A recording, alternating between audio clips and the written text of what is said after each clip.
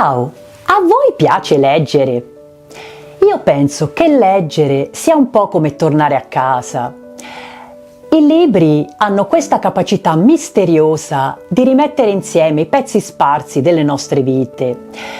Ci rilassano, ci ispirano e liberano energie interiori che troppo spesso ci dimentichiamo persino di avere. Sono rifugi silenziosi in cui il cuore si distende e la nostra anima è libera di spaziare in mondi lontani, in cui spesso possiamo anche riconoscerci e ritrovarci. È per questo che nel mio primo video del 2026 ho deciso di tornare a parlare di libri, e in particolare di 3 libri che mi hanno accompagnata in momenti diversi della mia vita, lasciando, direi, un segno più profondo di altri. Sono 3 storie diverse che mi hanno fatto sognare, riflettere e anche commuovere, e che oggi voglio condividere con voi, con lo stesso spirito con cui si portano agli amici le cose belle, con amore, con gratitudine e con la speranza che possano far bene anche a voi. Restate con me dopo la sigla, vi porterò dentro 3 storie che, ne sono certa, sapranno toccare il vostro cuore come hanno toccato il mio.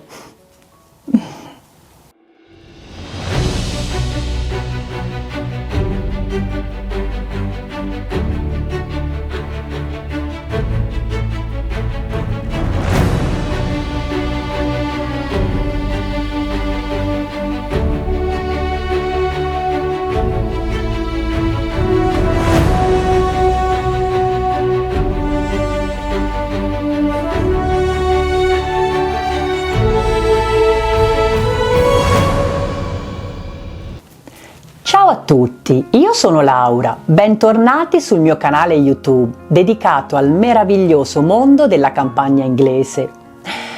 Dopo 13 anni in Inghilterra ho imparato che l'inverno in questo paese può essere davvero molto rigido e piovoso, ma la campagna inglese ha il potere di rendere magico anche questo periodo dell'anno.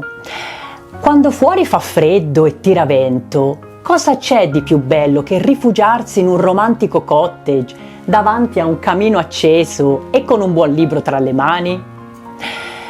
Si dice che chi legge viaggia 2 volte, e io penso che questo sia proprio vero, soprattutto in inverno, quando viaggiare nel senso fisico del termine è per ovvi motivi più difficile.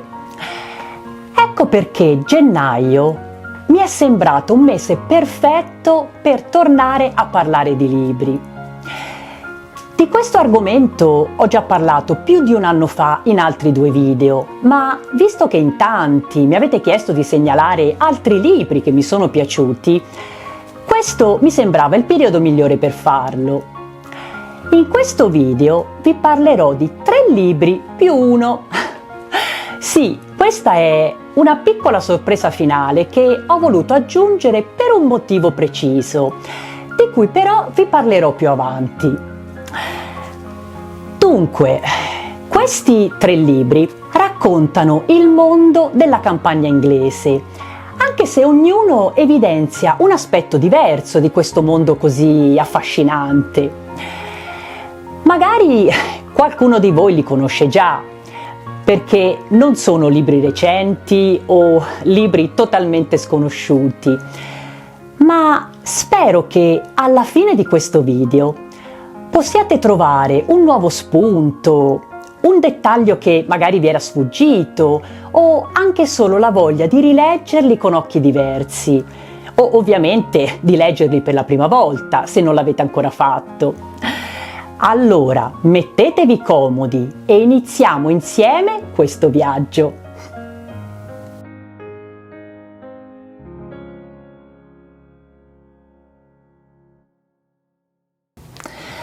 Dunque, il primo libro di cui voglio parlare è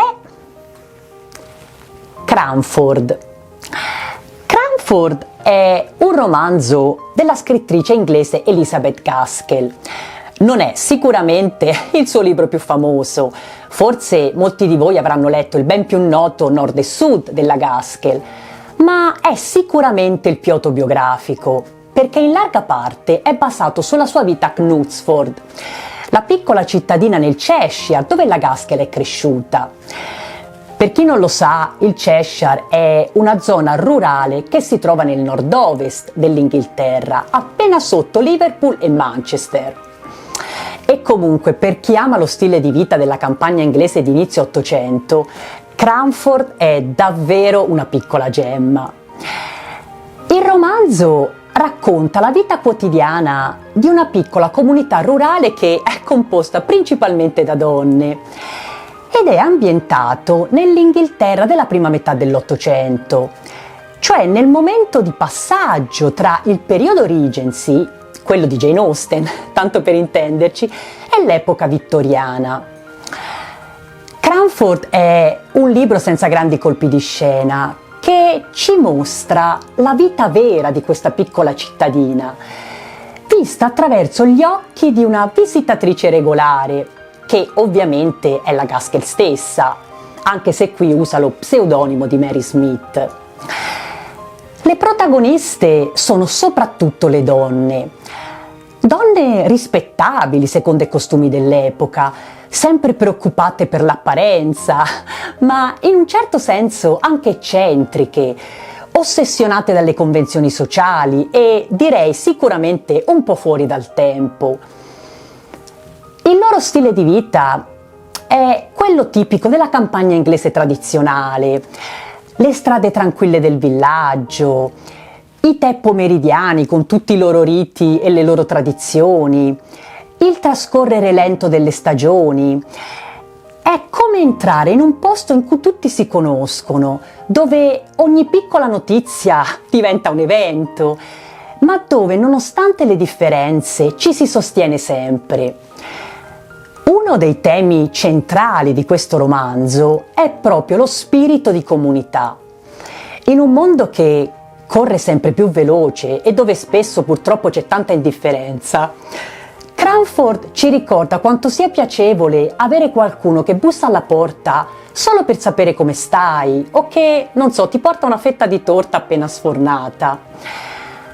È un libro che celebra grandi valori come la solidarietà femminile, l'amicizia, la gentilezza, ma che parla anche della paura del cambiamento e soprattutto di questo eterno contrasto tra modernità e tradizione. Un contrasto che ancora oggi rimane una delle caratteristiche tipiche della società inglese.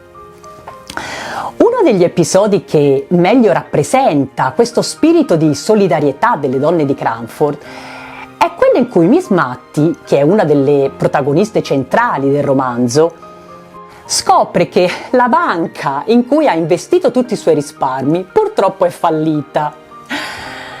Per lei, poverina, questo significa perdere tutto: la sua sicurezza economica, la sua indipendenza e soprattutto la sua dignità.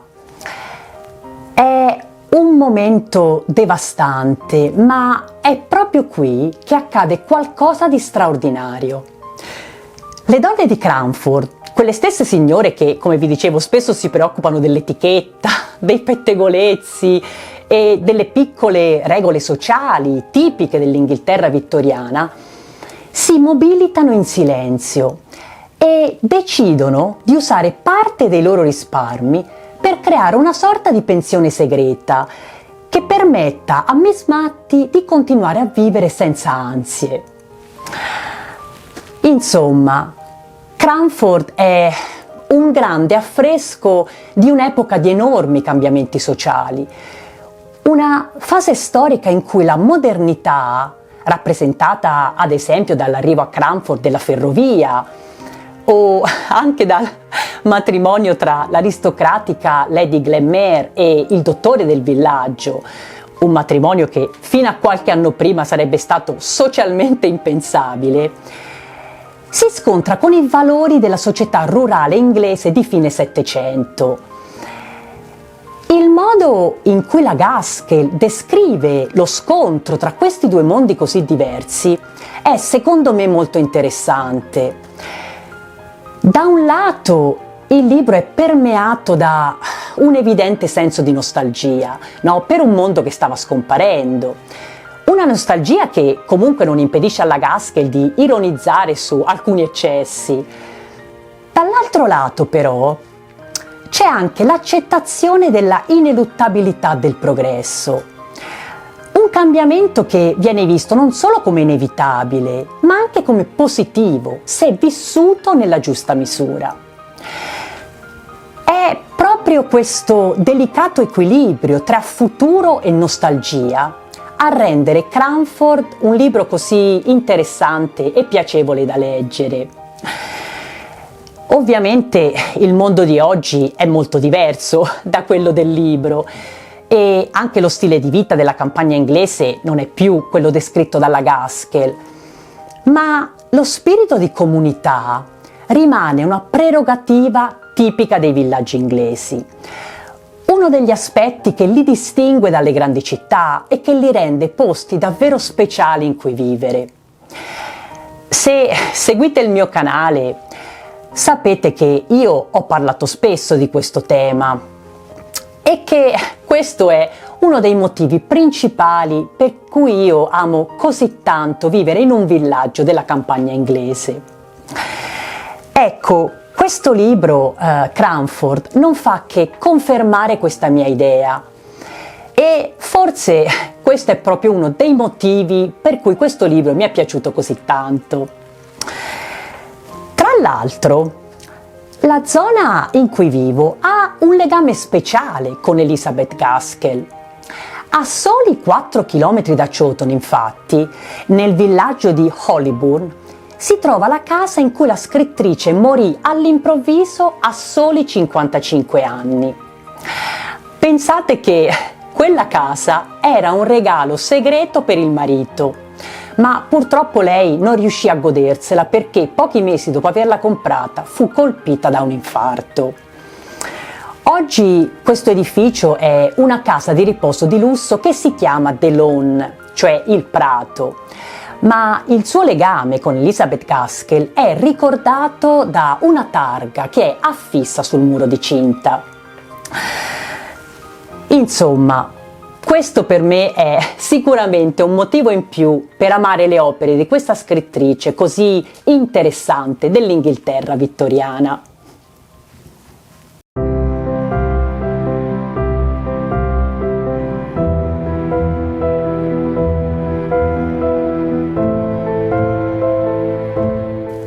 Allora, il secondo libro di cui voglio parlarvi è Il giardino segreto della scrittrice anglo-americana Frances Hodgson Burnett. Il giardino segreto è un libro che definire famoso è dir poco. È una storia che ha fatto innamorare della campagna inglese e soprattutto dei suoi meravigliosi giardini milioni di persone in tutto il mondo. Ed è considerato un classico della letteratura per ragazzi, anche se è amato pure da tanti adulti, me compresa. Non mi soffermo molto sulla trama perché penso che tutti conosciate la storia di Mary Lennox. Molto brevemente, Mary è una bambina che cresce in India e che, dopo essere rimasta orfana dei genitori, è costretta ad andare in Inghilterra a vivere nella tenuta di campagna dello zio, il burbero Archibald Craven.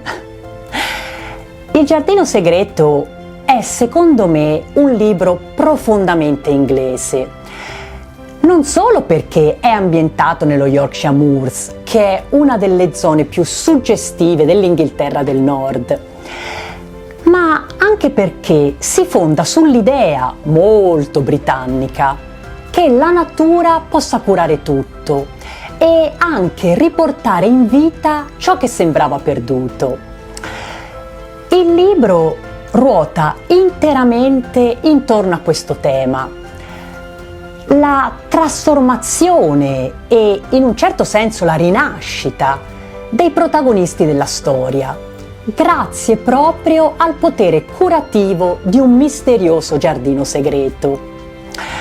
Mary, la bambina trascurata dai genitori, viziata e incapace di provare affetto, quando scopre la magia del giardino inizia a cambiare, a diventare più aperta e anche più gentile, e col suo entusiasmo riesce perfino a salvare il cugino dalla depressione.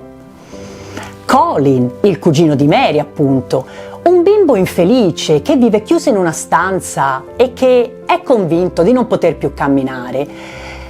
Alla fine, grazie al potere terapeutico della natura e in parte anche all'aiuto di Mary e di Deacon, riuscirà addirittura a correre nel giardino segreto. Lo stesso Mr. Craven, un uomo che è piegato dalla sofferenza e dai sensi di colpa, che addirittura rifiuta ogni contatto col figlio e con la nipote, inizia a cambiare proprio quando la magia del giardino aiuta Colin a ritrovare entusiasmo per la vita. Nel libro il giardino è un luogo simbolico, è al tempo stesso rifugio e luogo di speranza, un posto dove la vita ricomincia a germogliare, quando questi tre piccoli protagonisti si lasciano conquistare dalla sua magia. All'inizio è un posto chiuso, ferito, dimenticato, no? Proprio come i bambini che lo scoprono. E come loro torna a vivere solo quando qualcuno inizia a prendersene cura. Io ho letto questo libro solo pochi anni fa e l'ho letteralmente amato, al punto che ho deciso di chiamare il mio giardino proprio Secret Garden. Ora, anche se non serve una chiave per entrarci, anche il mio giardino è un posto nascosto, riservato, è un luogo che nessuno si aspetta di trovare e dove io, come la mamma di Colin, ho riversato gran parte del mio amore. Ma non solo. Quando ho comprato questo cottage, il giardino sul retro era in gran parte trascurato e io me ne sono letteralmente presa cura e, come avviene nel libro, in un certo senso anch'io sono rinata. Non perché fossi scontrosa come Mary, questo no, ma per le tante cose nuove che ho imparato in questi anni. L'amore per gli animali, il legame profondo con la natura e il desiderio di prendermi cura del mio piccolo cottage. Ovviamente non so se tutti questi cambiamenti siano merito solo del mio Secret Garden, ma sono convinta che prendersi cura di un giardino sia un po' come prendersi cura di se stessi. È secondo me un modo per coltivare la gentilezza, la pazienza e soprattutto l'amore per la vita. Una cosa che forse non sapete è che il giardino segreto del libro esiste davvero ed è anche visitabile, anche se purtroppo solo per pochi giorni all'anno. Frances Barnett ha vissuto per diversi anni in una grande casa di campagna nel Kent che si chiama Great Maytham Hall ed è proprio un roseto nascosto di quella casa a ispirare il libro. Le cose sono andate così. Dopo essersi trasferita in Kent alla fine del 1800, la Barnett scopre nella tenuta un giardino abbandonato che è chiuso da un pesante cancello coperto d'edera. Vi suona familiare? È esattamente la storia del libro. Oggi la casa è una residenza privata che è divisa in appartamenti e purtroppo non è accessibile ai non residenti. Il famoso giardino segreto però, come vi dicevo, esiste ancora e viene aperto al pubblico qualche giorno all'anno nell'ambito dell'iniziativa National Garden Scheme. La prossima apertura, prendete nota, ci sarà il 3 giugno 2026 e io ovviamente ho già prenotato la visita. Se qualcuno fosse interessato ad andarci, ho inserito il link per prenotare nei commenti, ma mi raccomando, fate presto perché i posti sono limitati. Insomma, il Giardino Segreto è un vero e proprio inno al mondo della campagna inglese. Ha i suoi colori, ha i suoi profumi e ha il suo potere di trasformare l'esistenza di chi ci vive. Questa per me è un'idea davvero vera, cioè io ci credo veramente molto perché è esattamente quello che è successo a me. Ed è proprio per questo che io amo così tanto questo libro e vi consiglio vivamente di leggerlo.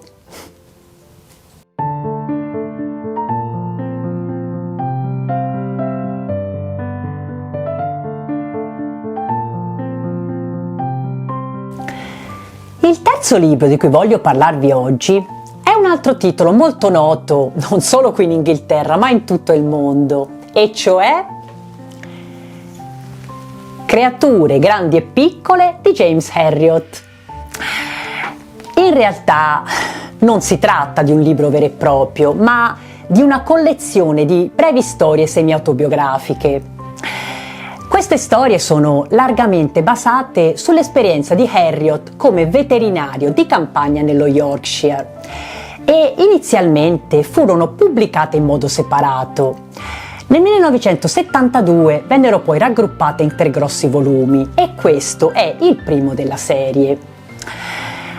Questo libro racconta la storia di James Herriot, un giovane veterinario appena laureato che si trasferisce nello Yorkshire Dales alla fine degli anni 30. Lì inizia a fare pratica nel villaggio, che è il villaggio immaginario di Darrowby, sotto la guida di un veterinario eccentrico e molto esigente. Il giovane apprendista scopre velocemente che la vita del veterinario di campagna è tutt'altro che semplice.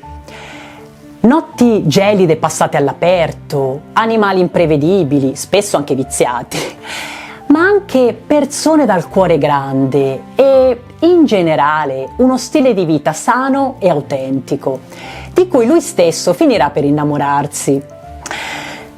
Tra una visita notturna a una fattoria sperduta, la fatica di far partorire il suo primo vitellino e i continui rimproveri del capo, James inizia piano piano a conoscere la comunità locale, a comprenderne le stranezze, ma anche ad apprezzarne il grande calore umano. Ovviamente Creature grandi e piccole è anche famoso per l'omonima serie televisiva, una serie che ha avuto un successo clamoroso in tutto il mondo e che ormai è giunta alla 5ª stagione. Ma per chi ama i villaggi della campagna inglese, questo è anche e soprattutto un gran bel libro da leggere. Herriot descrive la vita di campagna in modo straordinario. Le colline che si allungano all'orizzonte, i muretti a secco, tipici dell'Inghilterra del Nord, e soprattutto la forza silenziosa degli abitanti di Darrowby. Tutto forma un grande affresco in cui la campagna inglese emerge come un mondo vivo. A tratti sì, un mondo anche duro e difficile, ma anche pieno di legami autentici e profondi.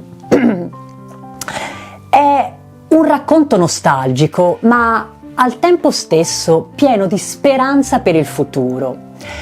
Una lettera d'amore per la meravigliosa campagna dello Yorkshire e soprattutto per il suo popolo. Un popolo a tratti anche aspro e direi senza fronzoli, ma decisamente accogliente e molto generoso. Io sono stata in Yorkshire diverse volte, compresa una splendida vacanza negli Yorkshire Dales, e devo confessare che lì ho lasciato un pezzetto di cuore. Al centro del mondo raccontato da Herriot c'è ovviamente il rapporto tra uomo e animali. Gli animali sono descritti come compagni, come fonte di comfort e in molti casi anche come parte integrante della famiglia. Gli esempi di questo legame sono tantissimi nel libro, dalla tristezza di una vecchia signora invalida che soffre enormemente quando uno dei suoi cani muore, alla dedizione con cui John Skipton continua a prendersi cura di due vecchi cavalli, perché appunto dice che sono troppo importanti, un po' come dei membri di famiglia. Io amo molto questo libro e ovviamente anche la serie TV che ho visto un sacco di volte, perché racchiude tutti i motivi che mi hanno fatto innamorare della campagna inglese. La gentilezza e lo spirito di comunità che, come ho detto prima, sono ancora oggi due tratti tipici dei villaggi inglesi, ma anche il legame con la natura, il rispetto delle tradizioni e soprattutto l'amore per gli animali. Un amore che per me, devo dire, non è mai stato così forte come da quando vivo in campagna. Qui a Chawton io ho assistito per la prima volta alla nascita di un agnellino.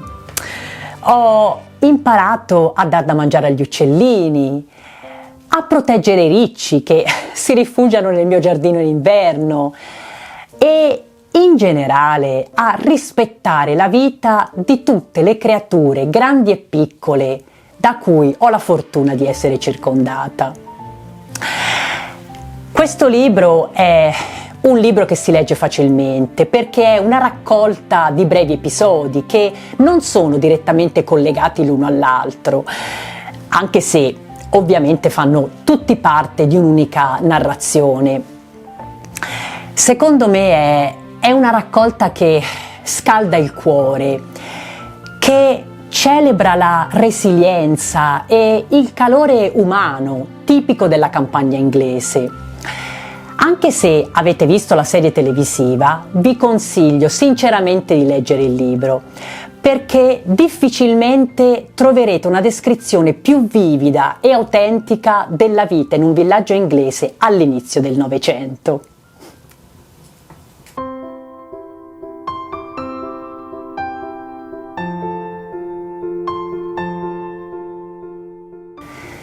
Infine, prima di concludere il video, è arrivato finalmente il momento di svelarvi qual è la sorpresa di cui vi ho parlato all'inizio. Si tratta ovviamente di un altro libro ambientato nella campagna inglese e in particolare nell'Inghilterra del Sud. Ma perché è una sorpresa?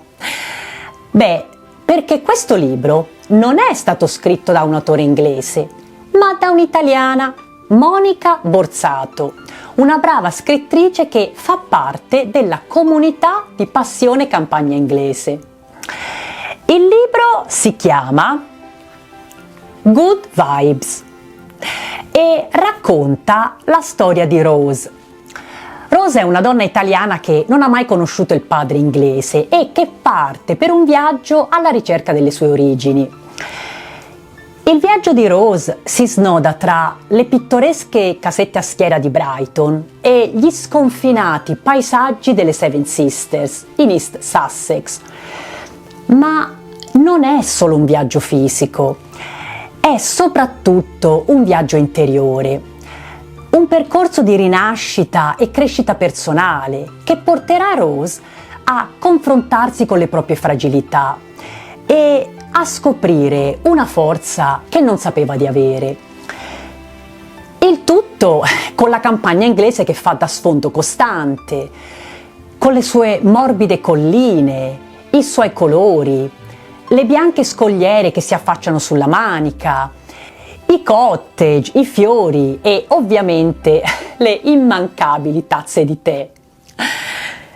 Io mi ci sono rivista molto, non solo perché anch'io come Rose, in un certo senso sono rinata qui in Inghilterra, ma anche per il legame profondo tra la protagonista e la nonna. Una figura che nel libro emerge costantemente, sia come riferimento affettivo, sia come fonte di saggezza, e che è stata un punto fermo anche della mia vita. E poi, ovviamente, per l'ambientazione, che chiaramente è molto simile al mondo in cui vivo. Insomma, questo libro è un libro che io vi consiglio di leggere, perché sono sicura che anche voi vi innamorerete subito di Rose, proprio come è successo a me.